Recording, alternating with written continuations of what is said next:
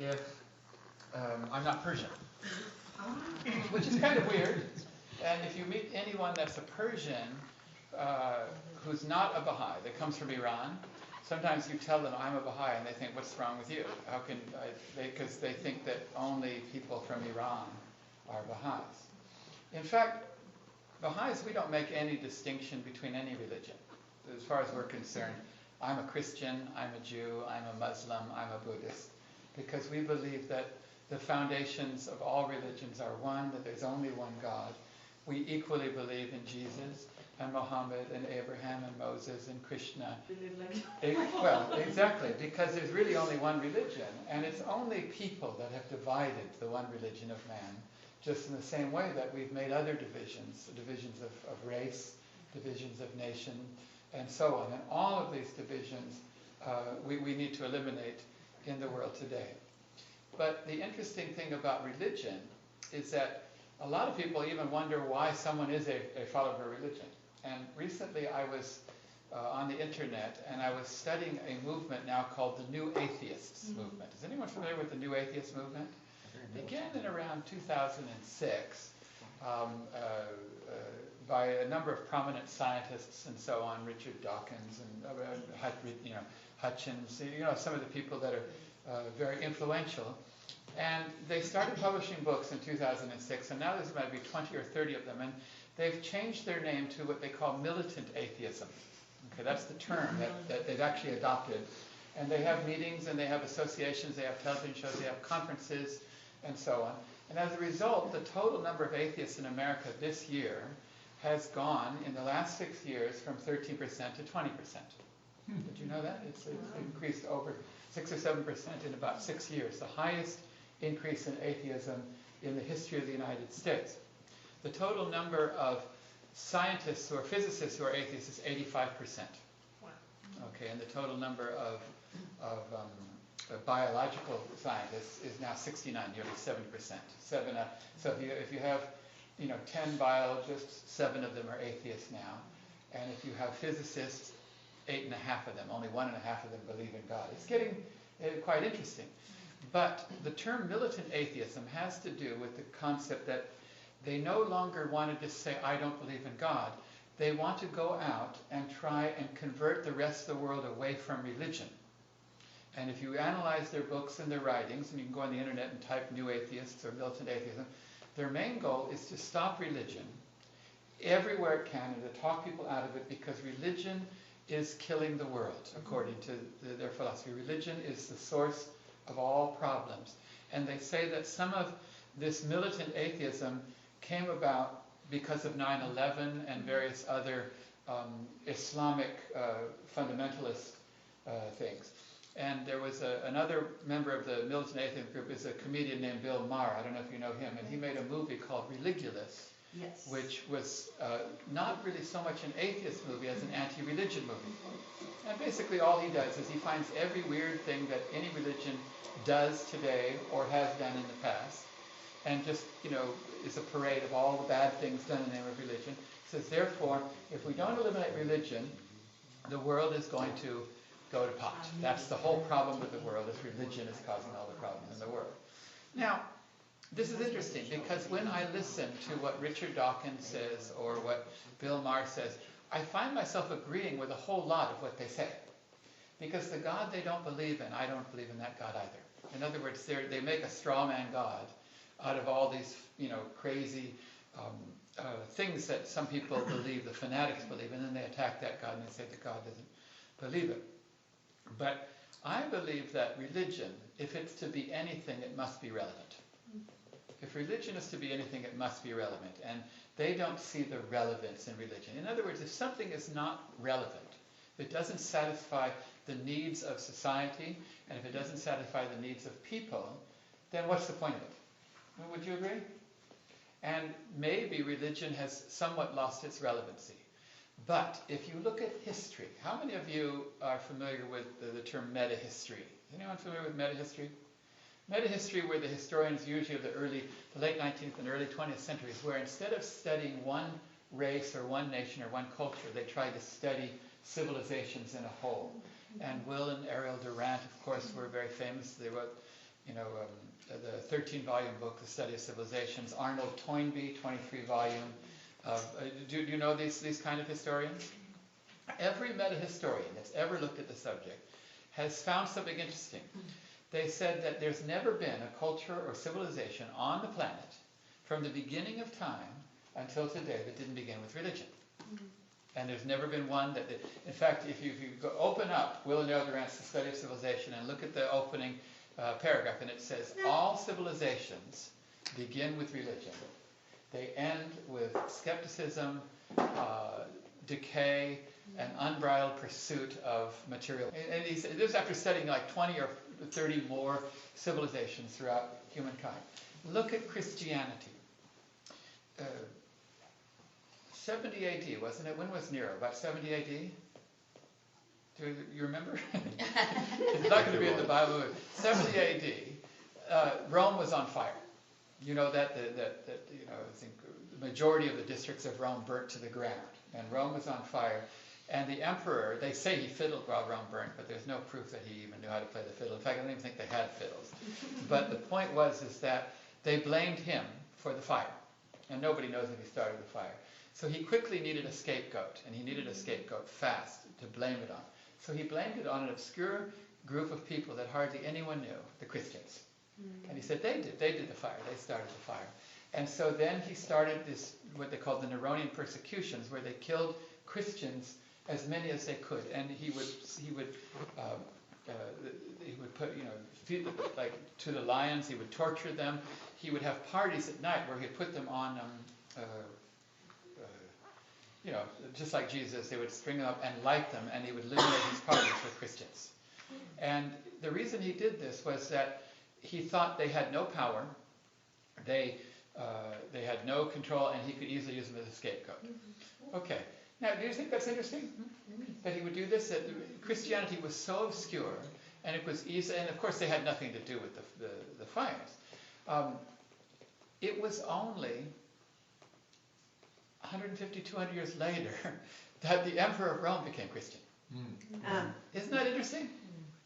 They went from this tiny, they said when Jesus died there was just, maybe 50, 60, 70 people. And this was only 70 years later, and they were being wiped out across the Roman Empire. And yet, what was it in the words of Jesus that could take that tiny group of people that were being massacred by the greatest empire, and within 150, 200 years, 300, the emperor of Rome becomes Christian. And look at the civilization that came about from that. And so, I want you to, at any time, go back and look at the meta-historians, and you'll find that this story that I told you about Christianity, the civilization that flourished out of seemingly nothing, has happened 20 or 30 times in human history. It's happened in Egypt, it's happened in Africa, it's happened... look in the 7th and 8th century what Islam did. Completely revolutionized medicine and science and the European Renaissance. Look at what the Egyptian civilization outcoming Moses did to the Greek civilization and so on. And historians will tell you over and over again that religion and religion alone has been the cause of human civilization. But at the same time, they find that religion always ends up decaying. Religion always ends up becoming irrelevant, decaying, corrupted by human nature, and so it's in constant need of renewal. And this is what I think. I grew up in a very interesting family. My great-grandfather was the founder of a religious church. The Seventh-day Adventist Church was founded by Ellen White, in the 1880s and 90s, and my great-grandfather was one of the founders with her. And he became one of the heads of the church. And he became a very aggressive anti-evolutionist, or what we call a creationist. Did I tell you the story? Okay. So, when I was first born... I missed that one. I'm sorry? She missed that one. It was crazy. When I was first born, all this man did was every day. He went to London and debated, and all these things. He did all kinds of things. So I learned, probably from the age of 2 or 3, that there was something really weird in the world with science and religion. And of course, as I said, I had a little brother who died because he was killed on the operating table. Remember I told you that story? It was quite interesting. So even as a young child, I realized that the world has a complete dichotomy between science and religion. In other words, religion is not keeping with science, science is not keeping with religion, and there's something uneasy there, and there needs to be something happening. I learned this at the age of 2 and 3 and 4. I promise you, I remember going to my great-grandfather's house and all his books and everything, and my parents debating about naming the child and so on. When I was first moved into Malibu, California, I don't know if you know, Malibu is a very wealthy neighborhood where the movie stars live. And I came home one day, and we had a swimming pool in the backyard, and I was swimming there with 3 or 4 school friends. And my father came out, and he said to me, he says, "Where is Stanley?"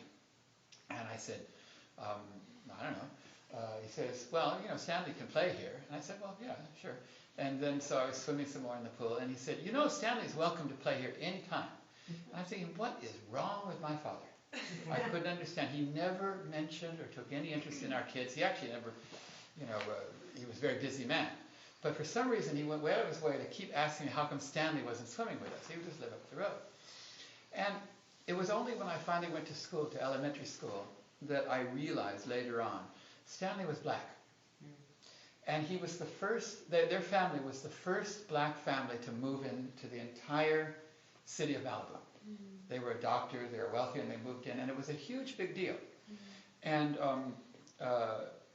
but for some reason, I didn't know, and it was like a year later that I realized, oh, that's why my father was being so strange.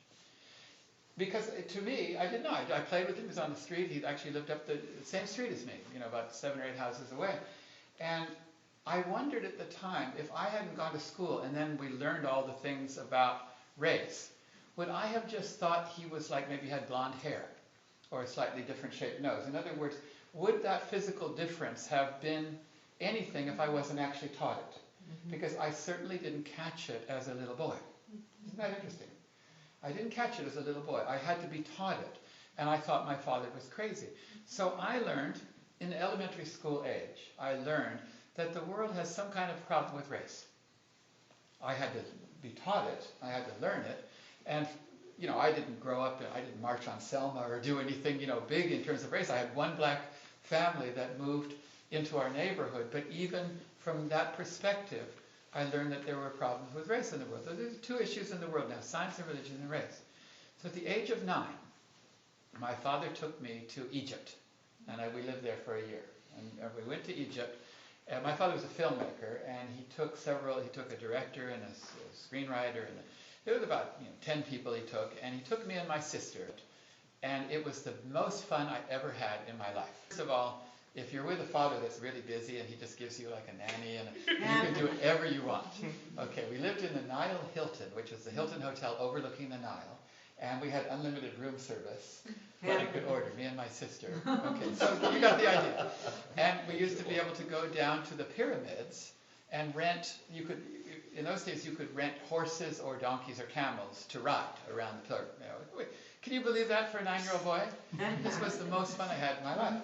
And so after we lived in Nile Hill for several months, and then he moved us into this nice apartment. We had a nanny and a maid. I was speaking fluent Arabic because they took me to American school and I learned Arabic, and I was talking to I remember blabbing away in Arabic to my nanny all the time. I was 9 years old. I was just talking fluent Arabic. I can't say a word now, but I remember. No, I can't say a word now, but I can remember myself talking to my nanny. My father comes home one night and says, "We have to go right now." Now, when he says we have to go right now, we say, "Well, we'll pack." No. Took us out, put us in a taxi, took us in a car, sped off to the airport, went to the airport. He put us on an airplane to get us out of the country because a war broke out between Egypt and Israel. We were in Egypt, and America was, of course, on the side of Israel. Egypt broke off diplomatic relations. If Americans were caught in Egypt, they could have been dead. You've That's seen the 68 war? Yeah. Or was it 66? 68. 68, I think. 68? Maybe it was over 67. I don't know. 67. 67. We're close. The middle, there we go. We're close. I was there for a year, and I was born in 36. Yeah, that's about right. Yeah. June 6, 67. What is that? June 6, 67. Is that when it was? Okay. Is that when it was? Yeah. Okay. Was that the day they attacked? Actually, it's my birthday 2 years later. But Oh, it's the okay. same day. There you have it. There's a lot of war in this. Okay, there you have it. So, now, my father, he sent us away. We went to the safest spot in the Middle East, which was Beirut, which is ironic, but in those days, Beirut was the safe place. So I learned at the age of 9 or 10, depending on now our dates, that the world has a real problem with war. To get caught in a war at that age has to affect you. Now, I'm sorry to say this right now, but at the time I was on Egypt's side because it was my country. Because I didn't know, even though my family was Jewish, because I didn't know. I was just a little kid, I thought. But Egypt got killed. And when they finally took me back home to America, all the kids teased me that Egypt lost the war.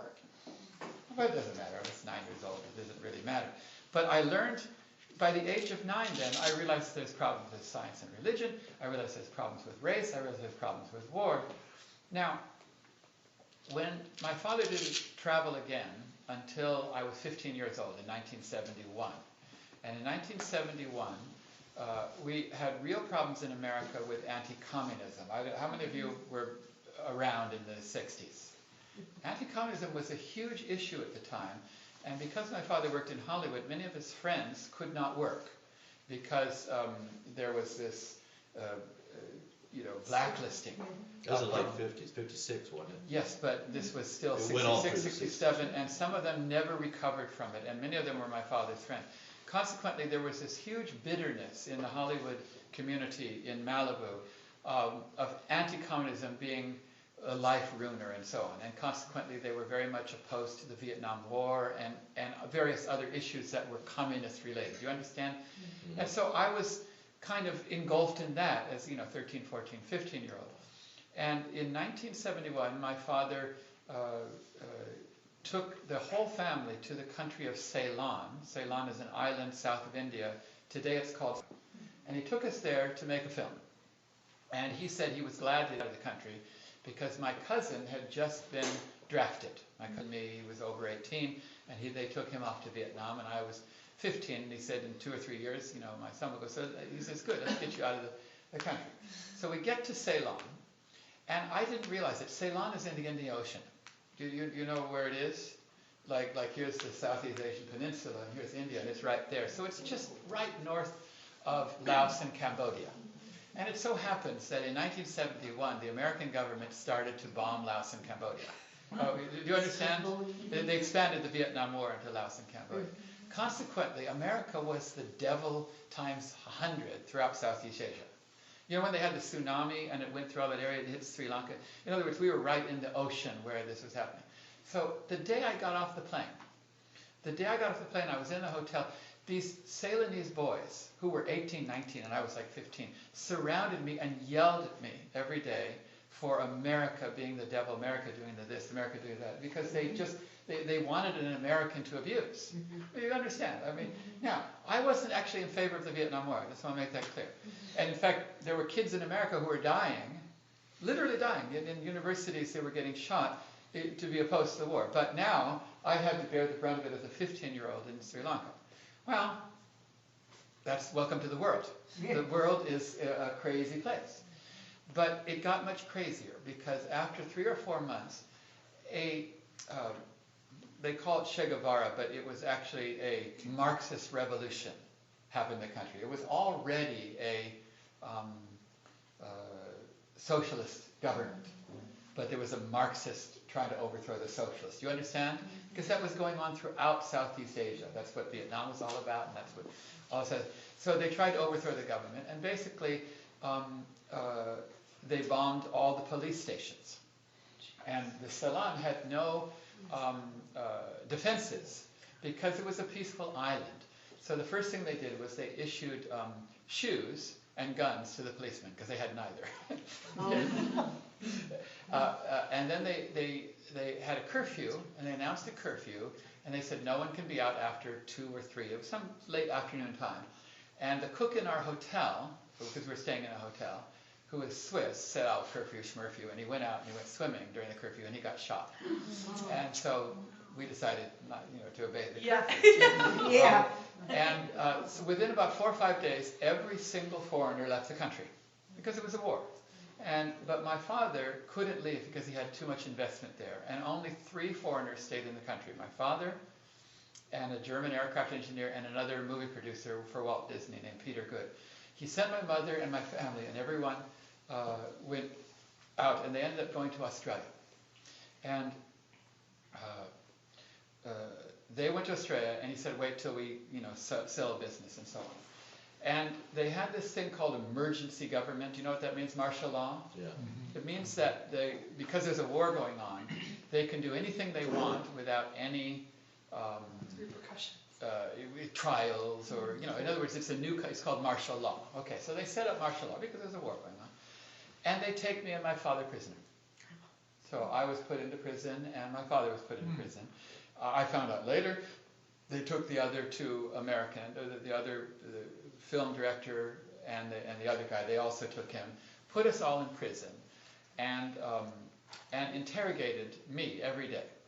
Now, they interrogated me for 3 weeks, nonstop. Every day. I was 15 years old. I was never allowed to see my father because we're being interrogated, and they say if you can collude, you can say something and agree to say it. So, but I could hear down the hallway every now and then my father shouting him being interrogated. He would say, I don't know, or something. I could tell it was his accent and so on, so I knew he was there. And basically they were trying to get me to testify against someone who had smuggled gems out of the country, who was the owner of the hotel that we were living at. And just so you understand, we were staying in a hotel during this revolution, and there were over 100 staff, and there were only 3 people. And they would all line because the hotel was empty, but we were staying.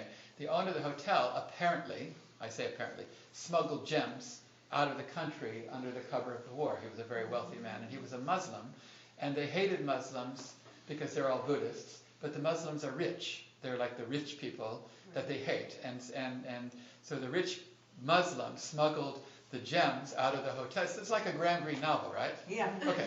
But I didn't know anything about this. But they had a basic technique for interrogating me. I was only young, and I didn't know, is that they would ask me a question. I have no idea what they're talking about, and I say, I don't know. So then they yell and scream at me that I'm lying.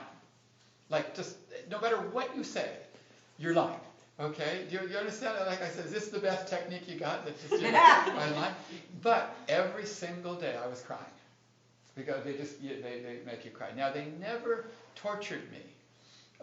But the other man that was also staying there, they would threaten him all the time. He was from New York. And they would snap ropes in front of him. They would take the rope and snap them and pretend that they were going to choke him to death. So imprisonment itself and the fear caused you to do that. So they start questioning me, interrogating me, and they start asking me questions. And I find that if I say something they like, then it's nicer. So they say, did you ever see this man? So I say, well, come to think of it, maybe I did. I didn't, but then they smiled. So then they would lead you on. Do you understand? And by this process, gradually, of interrogating, they would say, do you think maybe he did this? It could have. And by the end, by 3 weeks, they type out a 20-page, there's 20 pages, single-space typed. It was my testimony. Okay, it was really long. It took a long time to read. And they said, they read the whole thing to me. I swear, not one word of it did I know. Not one sentence did I know. It was like I was like reading a novel. Do you understand? It was my testimony, that they got out of the 3 weeks. And they said, is that your testimony? Here, sign it. I signed it, of course. So it shows you, if someone's in custody and they're interrogated, don't believe a word that comes out of it. But I learned pretty early that the world is totally messed up. Because this country was totally messed up. Now, we went back to,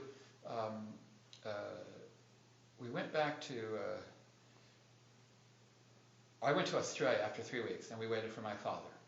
The interesting thing is that my mother had now been in Australia for, 6 months, or I can't remember, 2 or 3 months in the war and so on. And she was waiting there, and she had been looked after by the Baha'i community of Australia, because my mother had never really worked in her life, and she had my brother and 2 sisters and even my grandmother. They looked after her and they helped her and so on. Now, I didn't know that much about the Baha'i faith at this stage, because I should tell you, because you asked me how I became Baha'i. That's actually why I was to tell the story. The point is this. The point is this, is that when we came back from Egypt, I remember when we came back from Egypt, um, uh, my father told me he was going to take me to the UCLA basketball game. Now, I don't know if anybody understands this. California? I know what you're talking about. The USC UCLA I'm basketball California, game, I know. biggest game of the year. It's the two universities of Los Angeles, and they hate this are rivals, and they play only twice a year, once at home and once away, and it's a huge game. I was so excited. I was going to go with my father. I think I was probably, I'm going to say about 11, maybe 2 years after I came back from Egypt, and I couldn't sleep the night before. I was in bed looking at the ceiling the whole night. Have you ever been that? Was that? I just couldn't do it. And then at school the whole day I couldn't concentrate. I was just, I was going to go to USC UCLA basketball game. And then after school my father picked me up and we drove, from Malibu to Poly Pavilion, which is where they used to play in those days.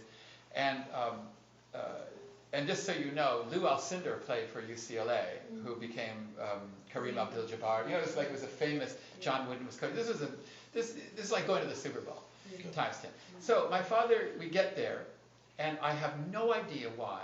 I'm going to have to look it up on the internet. But the game was canceled. I've never. Have you ever heard of a sporting event being canceled? Now this was in the pre-cell phone era, so you don't know. You just go all the way. Because and then you get there, it's canceled. It wasn't actually canceled, it was scheduled again for some other time. So maybe there was something wrong with the facility. I have no idea. But all I know it was canceled. And my father's driving home. It's an hour and a half back to Malibu. And he says, we came all this way, an hour and a half back, 3 hours. Your mother's at one of her religious meetings. Why don't we go and see her there? Because it's in town. This became 1,000 times worse. Suddenly, now, as an 11-year-old boy, I'm not going to go to the game, and now I have to go to a religious meeting. And I can see myself, even now, in the car, the tears were, I could see the water on my lap falling. It wasn't just little tears, it was literally Cry Me a River. Because now, that meeting made it 100 times worse. Okay. I couldn't believe it. And so he takes me to this house, and the house is in Brentwood, a lady named Gwen Wakeling, and you can look her up on the internet. She has 2 or 3 Academy Awards for costume design. She's one of the most famous costume designers in Hollywood history. And she had a meeting, and she said, tonight we are going to have these 2 people that are traveling the Pacific on a sailboat. They live on a sailboat, and they travel the Pacific, and they're going to share their slides with you. And it was 2 people named Gina and Russ Garcia. And he was one of the most famous Hollywood music directors. He was the MGM music director, and he also produced Louis Armstrong and Ella Fitzgerald records and so on. Very famous musician. And they showed these slides and told stories, and they were just joke after joke after joke. It was the funniest stories you ever saw. And I, as a little 11-year-old boy, still with tears down, I was laughing the whole night. It was so much fun. And I said, this is just too good to be. I completely forgot the game. And that was the first time I ever heard the word Baha'i. Before that, it was just some religious thing your mother was going to. I don't even know if she was Baha'i or not. But probably she was. But she kept it to herself. So then I really liked the Baha'i faith in those years, 11, 12, 13. And my father started becoming interested in the Baha'i faith. And I said, well, if my father becomes Baha'i, I'll become Baha'i. And if my father's not, I won't. Because me and my father were just like this. We were always super close. And I said, as soon as he becomes a Baha'i, I will. My 2 sisters became my mother. And me and my father, we didn't. But I was just waiting for my father. Back, a couple of years later, I'm in Sri Lanka. I get thrown in jail. They release me after 3 weeks, but they don't release my father. But they say, don't worry, we'll send him to you as soon as he's released. So I go to Australia. When I get to Australia, I got no friends. Absolutely no friends like I had. And so there were Baha'is there. And the Baha'is were having meetings every night because in 1971 in Australia, there was a lot of activity. And there was a lot of young people, and they were singing, and they were playing guitars and stuff. So I would go to the Baha'i meetings every night. Well, guess what? I lasted 3 days from my release from prison until I decided to become Baha'i. Because I'm sure that it had something to do with the fact that I had been through a war and then been imprisoned and then everything was taken away, and now I'm here and I don't have my father for the first time in my life and are waiting. So I became a Baha'i 3 or 4 days later, and I said, well, this is good, because when my father comes out, I'll tell him that the Baha'i faith is true and he'll join as well, because I kind of felt like we had this spiritual connection. And I would just say, Daddy, you know, the Baha'i faith is right and so on, and he would accept it, and he would have been through the same experience as me. And so I planned to tell that to my father, but I never got a chance to say it to my father, because we waited for 8 months. It was not until the following March or something, March or April. We waited 8 months, and then the U.S. Embassy sent a telegram saying that the Ceylonese government had dumped the dead body of my father on their doorstep. Oh. And so I never saw my father ever again, and I didn't even see him in the prison. I just heard his voice down the hallway. And so I learned pretty much the hard way that the world is totally messed up, because now suddenly I was in Australia. We couldn't go back to America because all of my father's investments were tied up in that film. My mother had never worked in her life, and I had planned to, my goal in life was to become a lawyer and go to USC, the school that was playing basketball, and I wanted to be a lawyer just like this Juan wants to be, and that was my goal. Now I couldn't do it because USC was a very expensive school, it still is, and I couldn't do anything, and I was stuck in Australia. So I ended up staying in Australia for 17 years. Wow. And I ended up becoming a professional musician because the only way I could get into college was to take exams in music, because even though I never planned to be a professional musician, like all good Jewish parents, my mother had raised me, you know, with the best violin teachers and all of that, and I was actually always quite good. So at the age of 5 or 6 or 7, I was always studying. So I took exams in violin and music. I got a music scholarship into university, and I decided I would transfer to law after 1 year, and I didn't, and I ended up being a professional musician.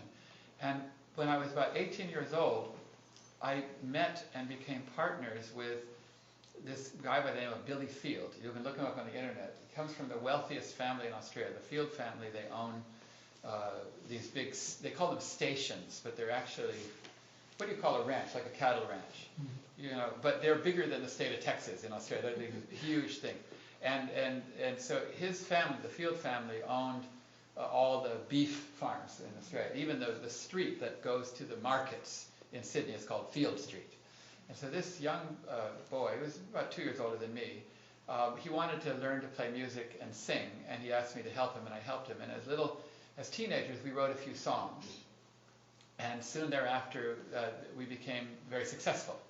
And one of his records became the #1 record. In 1981, his record called Bad Habits, which I wrote, was the #1 song in Australia. Now, the reason I'm telling you this is that during those years, the Baha'is had kind of social and economic work that they would send young people to in the Pacific Islands. Like we would go in the summertime, and we would go and spend time educating and doing things with villagers in remote areas of the world. And there's one spot that they would send, that they sent me to, which is in the highlands of Papua New Guinea. Is anyone familiar with Papua New Guinea? Mm-hmm. It's considered one of the most primitive spots on the planet. It's considered, in fact, anthropologists say that there's 3 places on the planet that are the most primitive, and they classify primitiveness in terms of certain social markers, how much words you have in your language and what capability you want. And the Highlanders, and they were cannibals. And in late 60s, maybe about 10 years earlier, Rockefeller, the senator, had gone up there hiking, and he got eaten. Do you remember that? Mm-hmm. Does anyone remember reading that Rockefeller? Well, they don't know if he got eaten. He just never came back. Oh my God. But the story is he probably got eaten. That's going to give me nervous. Okay. So when I went to New Guinea as a youth, there was about 11 of us youth. We went up there. They said, go to that same area where Rockefeller's son went. I said, thanks a lot. So I would go up there. Now, the interesting thing is I went up there every year for 3 or 4 months, about 3 months, the summertime. I spent the whole summer up there. And the rest of the year, I would spend time with Billy Field and all his friends. And all his friends went to this one school called Cranbrook, which was the private school of Sydney where the wealthy people went. There wasn't one kid that didn't grow up a millionaire that went to that school. Okay, do you understand? And I would spend 8 months with them. I would go to their houses and their parties and stuff. They were the most miserable bunch of people you ever met. When I say miserable, I mean they had problems. They had all kinds of issues. They were on drugs. They were, you understand? There just wasn't one thing good in their life, and it was so depressing to even go and listen to them talk. They were just not happy people. And then I would go up to the highlands of New Guinea. These people had literally nothing. Okay, they had no clothes. Take my word for that. Nothing, no clothes. They have like 100 words in their language. Okay, they don't have a word for ocean. There's no need because they've never seen one. Do you understand? They don't have a, you don't need all, 100 words is enough, for all they have. And what do you think they do from morning till night? Laugh. They laugh. And they giggle, and they tease, and they smile. And if you go down to the river and to wash, and take your clothes up, they sneak and take your clothes. And then when you come out, they giggle at you. And they're such delightful people that even I think about their faces, I smile. They're the happiest people. And going back and forth, 3 or 4 years in a row, one day it just hit me. I said, there's no correlation between wealth and happiness. There's absolutely no correlation. If there is any correlation, it would be the reverse of what we think. And so it made me realize even then that we have this strange notion that material things bring us pleasure. Every time we turn on the TV and watch a commercial or we watch a movie, somehow it's ingrained to us that material things will bring you happiness. And here was proof to me that that wasn't the case. Now, in 1977, I want to guess, they gave independence to this island of Papua New Guinea. It was a territory of Australia, and it was administered by Australia, and they gave them independence. And they elected their first prime minister. His name was Michael Somare. And I was in Australia, and I watched him on the news. And Michael Somare came to Australia, and he spoke eloquently and to the prime minister. And he went to England, and he met with the Queen and stuff. He was very much a man of the world. He was in New Guinea, the first prime minister of this new nation. And so I had this image of him as being quite intellectual and quite educated, a man of the world. And the next year I went up to the highlands, and I saw a newspaper there in which it says Michael Somare is visiting his relatives in the highlands, or one of the regions close to the highlands. And they had a picture of him with his relatives, and his relatives were wearing the ass grass, they call it. Ass grass is literally the word for their clothing. Okay, it's called, because it's a pidgin English, it means grass that goes around. Okay, no, literally, that's what they wear. Okay, now, anthropologists say that some of the New Guinea Highlanders might be as old as 20,000 years from us. That's what they say, like the Stone Age. Okay, in terms of their culture and background, and they can barely make fire and so on. I don't know how they get this 20,000 years, but even 5,000 years, I don't know. In other words, they're anthropologically very old. And if you saw his parents, they were just like all the other people that I was teaching in the villages. I saw the picture of his parents, and I saw him there. And he didn't wear totally ass-grass, but he had sort of native dress, and there was a picture of him. I'd never seen a picture like that before, because I'd only seen him from Australia or the international news wearing a suit. And I saw him in this picture. I said, what? That's Michael Somare? Those are his parents? Then something hit me, because I knew what his parents were like. I didn't know them, but I recognized the personality type. I said, wait, in one generation he went 20,000 years. I said, he didn't go through, the Stone Age and the Iron Age and the Bronze Age and the Industrial Revolution and the Dark Age. He didn't do all the things we did to get from there to there. He did it in a single generation. Don't you think that's kind of weird? I said, how could you go 20,000 years in a generation? So I immediately asked some of the New Guineans, I said, what's the story with this? How did he do this? They said, well, you have to understand, the Catholic Church came to this island, I don't know if it was in the 40s or the 50s, but it was probably the 50s. And they just went to a few outposts, and the first thing they did was set up schools. First thing they did was set up schools, and they would just take these young native boys and they trained them. And Michael Somare was one of the first to go to Western schools that Catholics started. And now this is the first generation, and he's able to do it. And it immediately struck me. I said, oh my gosh, education. The power of education can take someone 20,000 years in a single generation. Transformation of the world is not as hard as you think. It doesn't, because that's all it needs is some kind of universal education.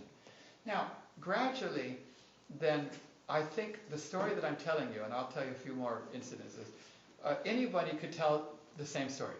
Maybe the details will be different, but every one of us have been born into a world in which things are wrong. Things are kind of messed up.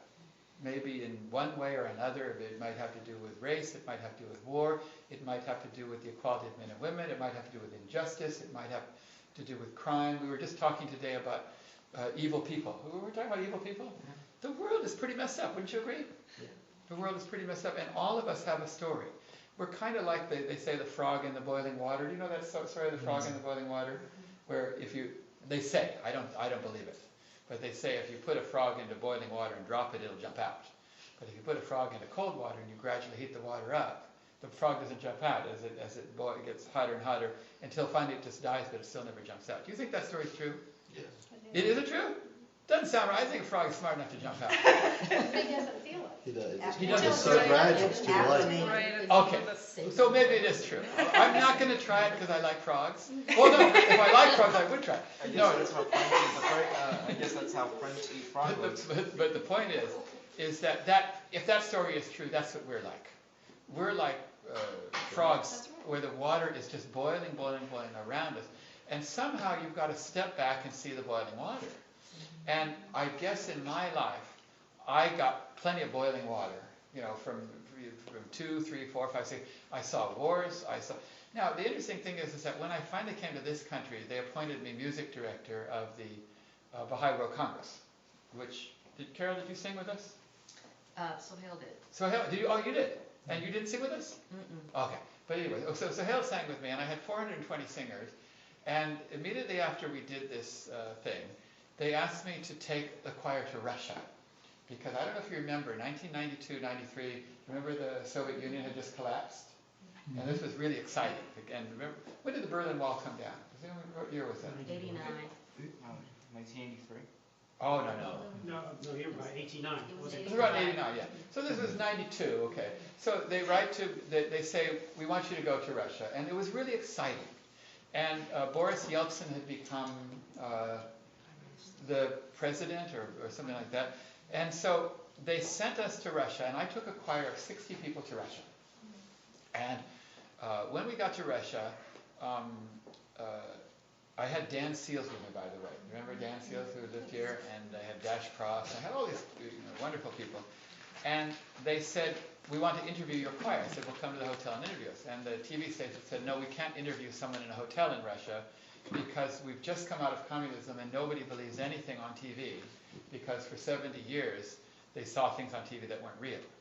So you have to come out to a noticeable location within Russia so they can see that you're there. Otherwise they'll think that you're not really here, that you're in America and we're just faking it. Okay. So they said to go to Red Square because everyone does it. So they took the whole choir to Red Square, which was not too far from our hotel, and stood us in front of St. Basil's, that church that looks very Russian. I'm sorry? The Onion Domes. The funny, they put us right there. And they said, now sing. So we started to sing, and I said, choir, what do we sing? I didn't know what to sing. They said, sing, there's an Arabic phrase which means God is most glorious, Allahu Akbar. I just wanted to sing that. So we sang Allahu Akbar, which means God is most glorious in Arabic. And I was conducting the choir in Red Square. It was fantastic. It was October, but the weather was, they said, the best weather it had been in like 50 years in October. So it was beautiful. So I was conducting the choir, and as I was conducting, the choir members were pointing behind me a lot. And so when I finished, I turned around, and there was maybe, I don't know, I'm going to say 20 people or so behind, and they had been watching. The cameras were just shooting us. So I asked the cameraman, did you get what you needed? They said yes. And then the choir said, well, sing some more. The people like it. So I said, okay. So what are we singing? They said, sing this other song. It was called Ya Bahalap, and that's a different Arabic phrase, but we sang that because we weren't rehearsed. So we sang that, and as we sang, the audience got bigger. I'm going to guess maybe 60 or 70. So they said, sing another one. So I sang a third aloud. There's 3 different versions of this one phrase. So we sang a third one. And as we sang it, the crowd got bigger and bigger and bigger. Because Russians actually love choirs. You know, they absolutely love choral music. And I guess a Western choir singing a red square is pretty interesting. So now I'm guessing, but it's probably 150 or more. And I'm conducting, and then a policeman comes up with a machine gun, Russian accent, while I'm conducting, and says, it is illegal to have concert at Red Square. Or no, he didn't say that. He said, it is illegal to hold meeting in Red Square. That's what he said. That's what he said. And while conducting, I said, well, this is not my meeting. I didn't invite them. They just came. I said, I'm just here doing something private with the TV. But I'll stop. He says, no, finish song first, then stop. So even he went, so we finished the song. So after we finished the song, we'd sung 3 songs in Red Square. They announced we had to hurry back to the hotel. And there was all this commotion. And when we got back to the hotel, we found out that a counter-revolution had broken out. I don't know if you remember this, but in 1993, in October, there was an attempt to revert back to communism. And they attacked the television station and killed 200 or 300 people, and then set the White House on fire. The White House was actually not the president's residence, but what they call the White House is the Congress. It's a big, tall, white building. Do you remember seeing pictures of it burning for several days? I don't know if you remember. You could see that. But they attacked those 2 places because in Russia, to take control of the country, you always take control of the TV and the Parliament building. So they attacked those 2 things. And as far as we can tell, the attack happened exactly when we sang those songs in Red Square. So now, we had one singer who was invited to sing in the KGB. Now, he was the first American to ever sing in the KGB concert hall. And the KGB have the best concert. Inside the KGB, they have their own concert hall. And it's considered one of the best in all of Moscow. And he was the first American to ever set foot in there. And he was singing a song called We Are One that he wrote about the oneness of mankind at the same moment that we were singing and the revolution was starting. As a result, because they heard that there was an attack, they closed the KGB down and locked him in. And he was a prisoner of the KGB for a little while. Not prisoner, but until such a, I guess. Because, they don't know, they have to survey the situation. Nobody goes out. So this is kind of strange. This is now the 3rd war that I've caught myself in. Do you understand? I was in a war at the age of 9 in Egypt, in which we had to get out. I was in a war in Sri Lanka. The first time I take a choir to Russia, I get caught in a war again. So our sound man, and he wasn't a Baha'i, he was just hired. We'd hired him from Canada to come. Got so excited that he was in history and a war we made that he decided to go down to the Parliament building and see the actual thing, because he wanted to see the burning building. He came back about 8 hours later, and he was completely soot, and his clothes were wet, and he had to crawl out of under gunfire over dead bodies. He actually got caught, and he had to crawl out because the gunfire got caught, and he didn't speak for at least 4 or 5 days, not a single word. He was traumatized by this. So none of us went out after that, and we had to just stay in the hotel. The curfew was full time for the first 3 or 4 days. And so the only thing we could do was practice. I just had a choir and a hotel, and I just practiced. So we practiced every day in the hotel ballroom. And the practice was just the same as any other practice, except that there were 2 armed men with machine guns staring at us the whole time we practiced. Which, needless to say, the choir sang really well. It was really the best method of choir practice I ever had. And after 4 or 5 days, they said to us, there's a curfew now, it's been lifted, and it's at 6 o'clock or 7 o'clock. 6 or 7, I can't remember because wars have different curfews. But it was sometime around about dusk.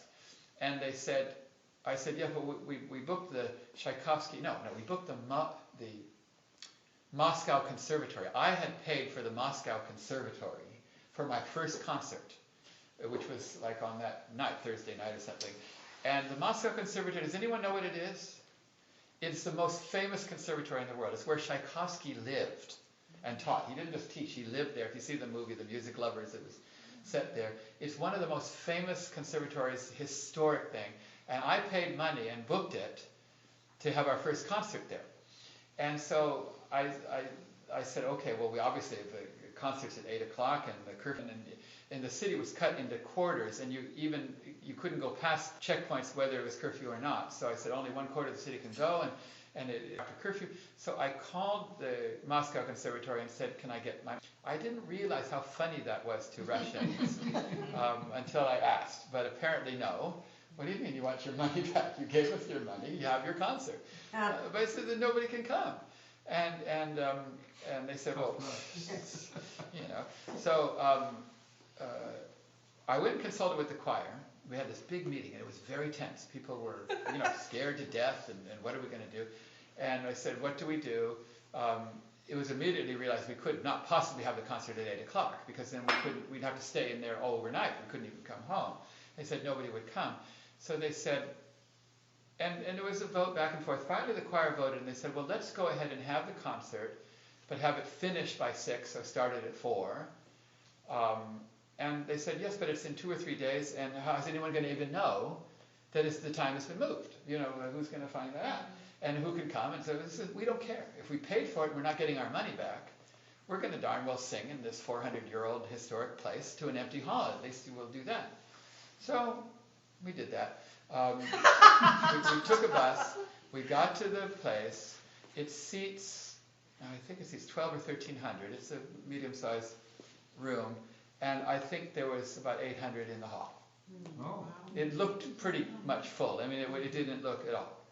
To this day, I have no idea how it is that they knew. I have no idea how they knew. I didn't speak, but it was a spectacular, successful concert. And then from that point on, we traveled all around other parts of Russia. We sang in Moldova, in Ukraine. We went all over the place. And we finally came back to Moscow. And when we got back to Moscow, I realized that, and by the way, the Russian people were very attracted to the Baha'i teachings of unity, the oneness of mankind, and so on. And so I booked, now this time, you can't believe what we did. We booked the Tchaikovsky Concert Hall, which is like the Carnegie Hall of Moscow. We hired the Moscow Symphony and hired all Russian soloists to sing the parts, and then had all our music translated into Russian. Do you understand all this? All the music of the World Congress, we had a translator, and we were practicing it over and over again in Russian. We had it, and we booked this Moscow Symphony, and it was our last concert. And I got to the concert hall, and I was very excited because I don't know if you know, my grandparents are Russian. So I felt this was the pinnacle of my life. That somehow I was able, to come back to the land of my ancestors and give a public concert. The first public concert of this music, I had written a lot of the music, most of the music, and it was going to be performed. And when I got there, I went to set up, and there were 2 microphones on the podium facing, like here I am, and here's the orchestra, and here's a podium, and there's 2 microphones on the podium. You understand? Okay. I've never seen that in my life. And I don't make any noise, or any useful noise that you want to mic, while you're... So I said, who put these microphones here? I said to one of the guys that was building, and I said, who put the microphones here? And I still remember to this day, he said, in Russia, you don't ask questions. That's the way they talk. Like you ask a question and they give you a statement, In Russia, you don't, and I said, oh, So I said, okay, I don't care. So when I got to the piece, we started this oratorio. It has a song called See the Light of His Glory. If you know it, it has a fanfare. It's a big, huge brass fanfare. It goes boo, boo, boo, boo, boo, boo. So I do this and I'm conducting, and my baton hits one of the microphones. Just like that. It just hits the darn microphone. And it goes spinning in the air, just like that, behind me, just like a baton. And the music is the biggest fanfare, and the choir is about to come in. And I back up while I'm doing it, and the music's like, I pick it up, and I keep conducting and try to pretend like I meant to do it, like it was some part of the show. And I learned something really interesting. A choir cannot both sing and laugh at the same time. It's not possible. As a result, they all stopped singing. Because they were all laughing. They thought it was the funniest thing in the world. So I couldn't believe it. And I can still to this day feel the heat. Have you ever blushed so bad that you actually feel like you're sunburnt? You ever had that kind of blush? Okay, that's how I felt, because these Russian people, they wear mink coats. When they come to the concert hall, they're so fun.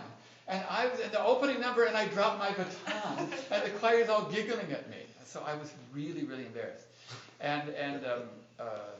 So anyway, I said, okay, from now on, I'll conduct very close, like this. I won't go up like this. And so I did the whole oratorio. It's like an hour long, just like this. It was a little constricting, but I was able to do it.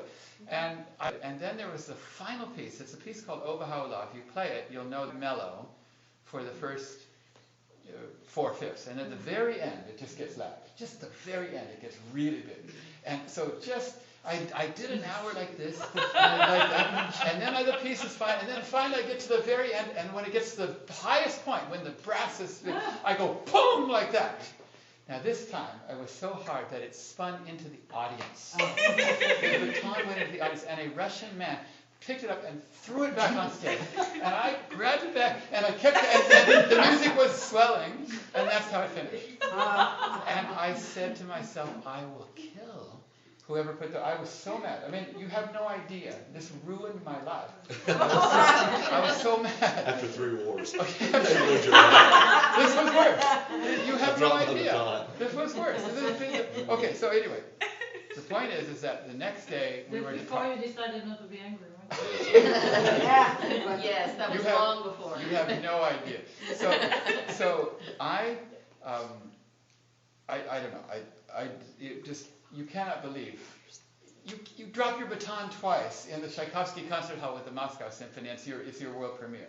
So anyway, the next night it was our last night, and the Russians have a tradition where when a choir visits, they bring other choirs to sing for you, and you don't sing for them. It's some kind of thing they do. I'm sorry?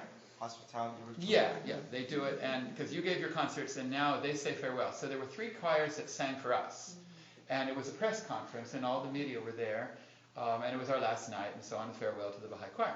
So we did that, and then we were talking, and I asked some of the organizers of the concert. I said, "Who recorded that show last night? Who put those mics there?" And they said, "No, nobody did." I said, "Well, did anyone record? He said, "No, we asked NBC, we asked this, we asked that, and none of them decided to record. There was no recording." I said, "But then what were those mics doing there? Were they even working?" So we had no idea. So anyway, a man comes up to me after this reception, and he says, "My name is Gadalbek Shalakmatov." I remember that's his name. Okay. And I said, "Is that spelled exactly like it sounds?" No, I didn't say that. No, my name is Gadalbek Shalakmatov. And he says, "We recorded your concert last night." That's what he said. So we recorded, and I said, "Oh," and I'm going to tell him. And before I can speak, he says, "I'd just like you to know that I think that is the best choir I've ever heard in my life. The finest choir, the most beautiful choir, and I would like to invite you and your choir to come back to Russia, and because I'm the head of the Mir Intergovernmental Radio and TV station, I'm the president of the Intergovernmental, I would like to broadcast you live to 13 countries of the former Soviet Union," he says to me. So I shake his hand, I say, "Good microphones last night," and I shake his hand. I say, "Thank you very much." So anyway, he invites us back. And so we go back and we raise some funds, and 2 years later, we actually come back to Russia. But he came to the United States several times. And one time he came to the United States, he was the guest of Ted Turner for CNN, and Jimmy Carter was there and various other people. And I went to meet him in Atlanta, because at that time Russia was really big and everything, and CNN was opening an office there and so on, and he was there. And he toasted to the Baha'i choir in front of Ted Turner and Jimmy Carter and all these people. He said, "To the Baha'i choir, the greatest choir in the world," some ridiculous Russians. And so I was really confused now, because I had already heard that he wasn't invited to record. He went and recorded our concert, and he liked us so much. So I asked him, I said, over dinner in Atlanta, I said, why did you record our concert? Who invited you, and why did you just come? Now, of course, he's an intergovernmental radio. He can go anywhere and record, but still I was interested to know why. He says, "Well, it's a very interesting story," he said. He said that on 2 weeks before the concert, he said, 2 weeks before the concert, I was giving a talk at the television station. I was giving a lecture. And as I came down the elevator, the attack happened. You know, the attack that where when we were singing in Red Square 2 weeks earlier, said the attack happened. And they were killing everyone. And as the elevator opened in the lobby, there were 200 dead bodies because they had mowed down all of his colleagues. And as I came out, he said, someone shouted to me and said, Gadelbeck, who will save us? He said, when that shout came, who will save us? He looked across the hall, and there was a poster. It said, the Baha'i choir in the Tchaikovsky Hall. And he pointed to the poster and said, the Baha'is will save us. That's what he said, while the attack was happening, as people were dead. And I really took a shock then. I said, what do you mean? You said, why did you say that? He says, because I believed it. I believed it then, and I still believe it now. And I said, well, why? He says, just before that, I was press secretary to the president of Kazakhstan, which is one of the 13 nations. He was press secretary. He was press secretary to that. He was press secretary. And the Baha'is, as they do often, they will proclaim to the presidents. They will actually go to presidents or prime ministers, and they give a proclamation. All they really do is take a very nice package, and they give it to the president as a proclamation. And because this was a new country, a Baha'i had done that. He says, so it was my job to receive it. Because, you can't just go and talk to the president, you could talk to the press secretary. So he said, I received it. And he says, as soon as I read the principles of the Baha'i faith on the oneness of mankind, the unity of races, unity of religions, he said, I realized that that's what Russia needs. That unity is what we need the most. That unity is what's lacking in this country, and we need it.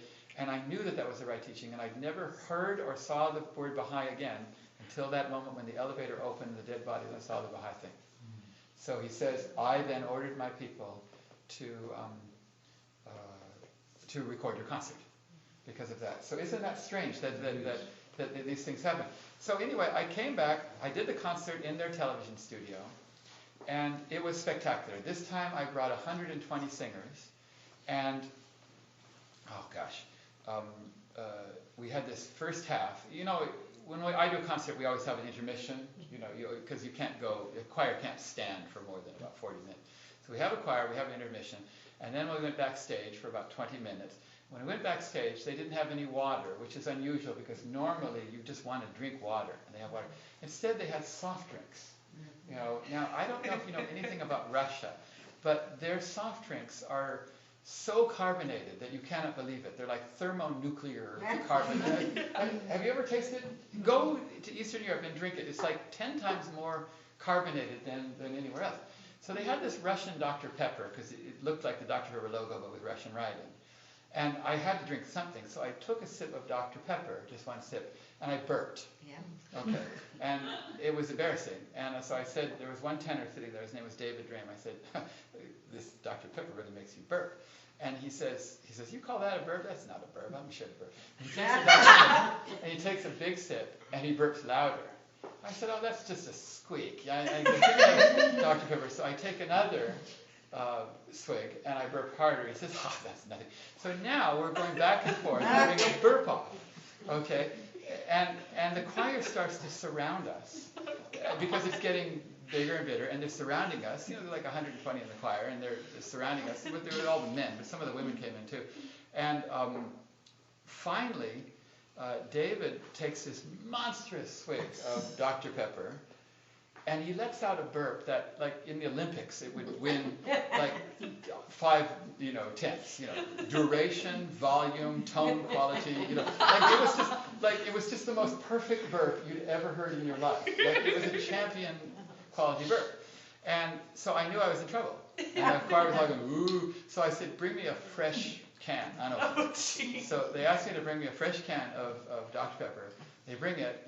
I exhale as much as I can. I'd never done this before, but I blew out first so that I could take more in. I exhaled, and then I took it and I swallowed the entire can of Dr. Pepper, which is Russian Dr. Pepper, okay? And I go, Oh no. not a single burp. And the choir erupted in cheers that David had beat me. And as the cheers died down, someone comes and says, "Tom, you're wanted now for your television interview." Oh no. So I say, "Oh, okay." So I go outside, and they take me out, and this theater has one of these staircases that goes up like that, then there's a landing, and then it goes up again. Do you know how that kind of thing is? So there's a landing, and you can go down, and you can see the whole lobby. Do you know that kind of thing? So they have this lady standing there, and she's very finely dressed. I think she has like, you know how the Russian women, and she has this microphone, and they bring me, and I'm wearing a tuxedo, because I'm conducting, so I'm wearing the beautiful white tuxedo, and she puts the microphone to my face, and she says, "Mr. Price," she says, "what is the Baha'i faith all about?" Now, the interesting thing is that question, it was remarkable, because this was now the pinnacle of my life, that I was on Russian TV, live to 13 countries, and they weren't even asking me about my music, because normally they ask you about your music. They were asking about the Baha'i faith. What is the Baha'i faith all about? Live, and I'm in the land of my ancestors, speaking, and I'm asked this question. I said, nothing will ever be as great as this moment in my life. So I start to speak, and a burp starts to come. I just wait for it to start, and then it gets a little longer. And then it starts to go really, like, come out. Now, she's like this.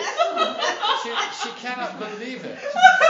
Because and then another singer, his name is Michael Hampton, he comes and gently pushes me aside and says, "I think what Mr. Price was trying to say," and he answered the question. And I went off to the side, and I could see David Drain right down the bottom. He couldn't hold himself laughing. And I never got to say a thing on national television. I never got to say anything. And I'm thinking, this is twice now in Russia. I've been totally humiliated. Totally snubbed and humiliated. But I'll never forget that the reason they invited us is that they were attracted to the Baha'i teachings.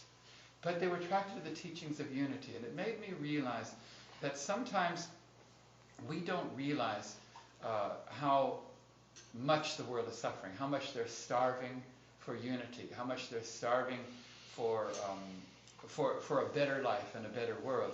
And it was the message that they were attracted to. It wasn't me, and it wasn't my music. God has a sense of humor, maybe, because in order to force me to have that. But I think really that this is what religion is all about. And it doesn't really matter if it's Christianity or Islam or Buddhism or Hindu or Baha'i. I think that what the world needs most is a return to the true principles of spirituality, of unity, of love, of all of these things. But for some reason, religion has got a bad name. Religion has got a bad name. They don't think, for some reason, and all they really are doing is trying to throw the baby out with the bathwater. Because there is a bit of dirty bathwater in some of the religions. Okay, but the solution is not to throw it out. The solution is to regenerate it, to purify it, because it is the only force in the world that people can recognize. And so this is why I like to talk about spirituality. So when I came back to Los Angeles, and I've been in Los Angeles for 4 years, I was giving talks like this, and an actor by the name of Rainn Wilson, who was on the TV show The Office. Do you know him? He had started a website called Soul Pancake. Oh, do you know him? Okay. He started a website called Soul Pancake, and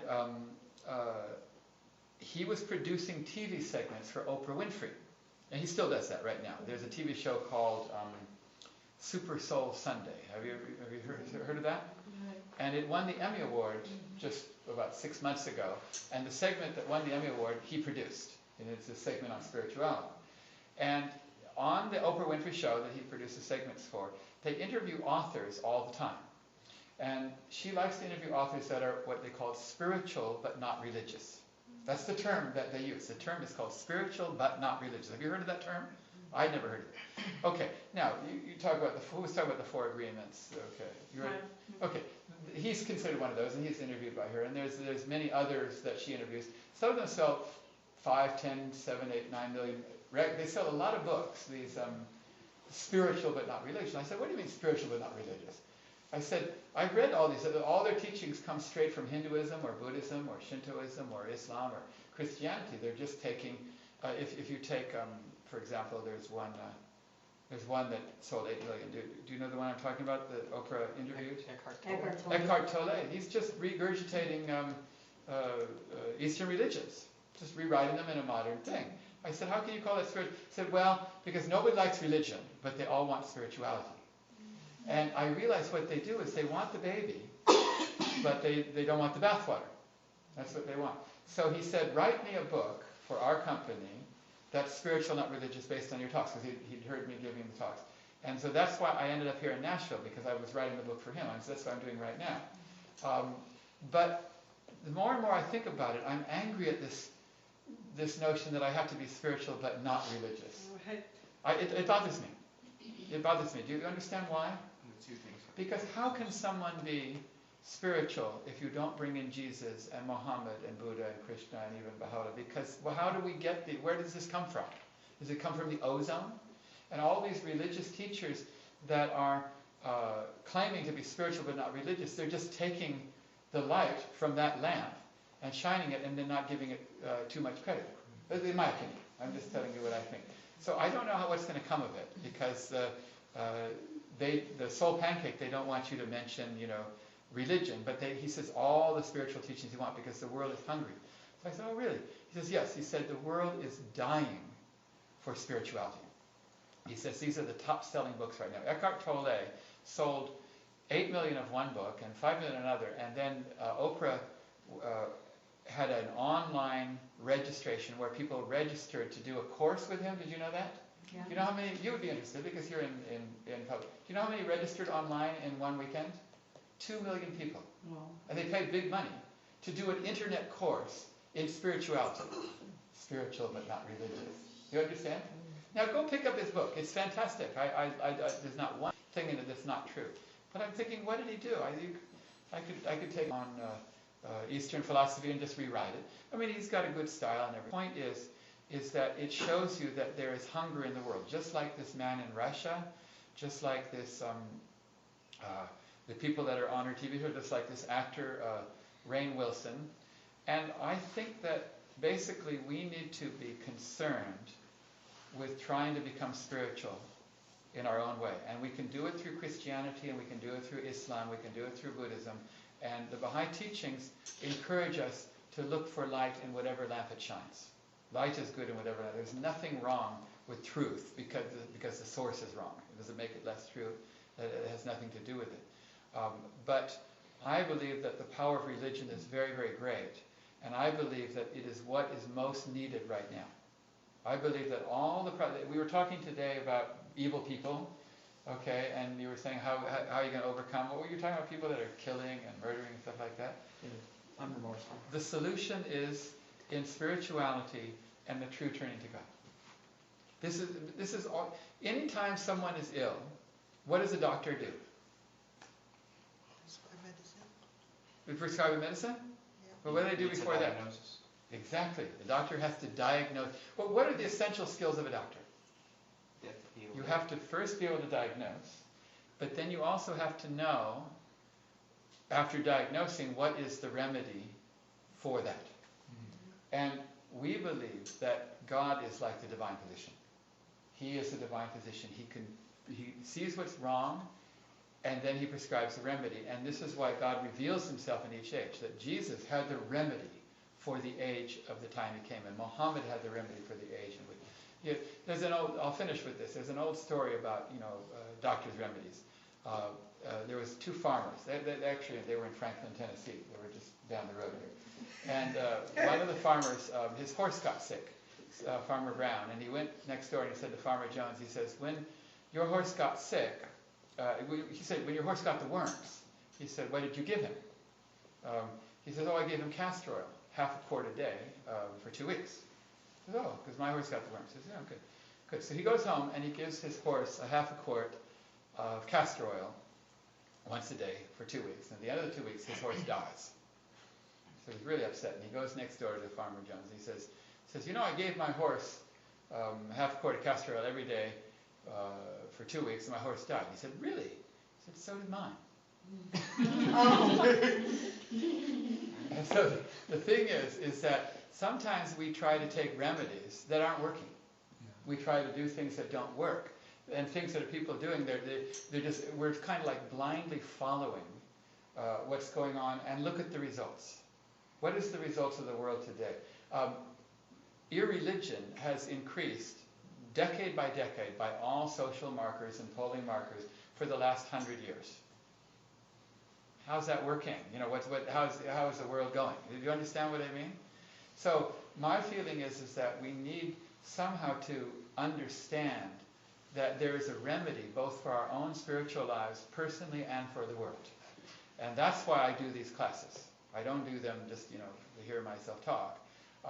This was not what I wanted to speak about tonight. I actually wanted to talk about spiritual things, but I was asked how I became a Baha'i, and I think that in a way I became a Baha'i because I was like a frog in boiling water.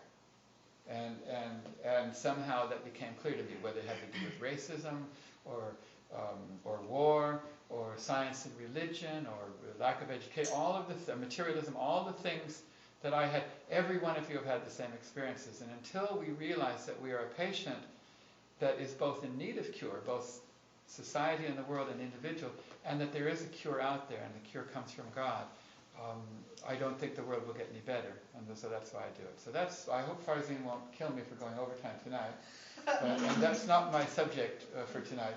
I was going to talk about development of the human soul this week, and then next week I was going to talk about dreams, because they're two very important principles in spirituality. So next week I'll talk about development of the human soul, and the following week I'll talk about dreams. Okay? Thank you all very much. You going to sing it one more song or not? No. Okay. Said you still drink Dr. Pepper? Or? No, I don't. I don't think I have. I thought your story was going to go to a big circle when you met the black kid that lived in Malibu. Yeah, no, the whole story is completely. I have never met him since. His name is Stanley Herman. Stanley, that's right.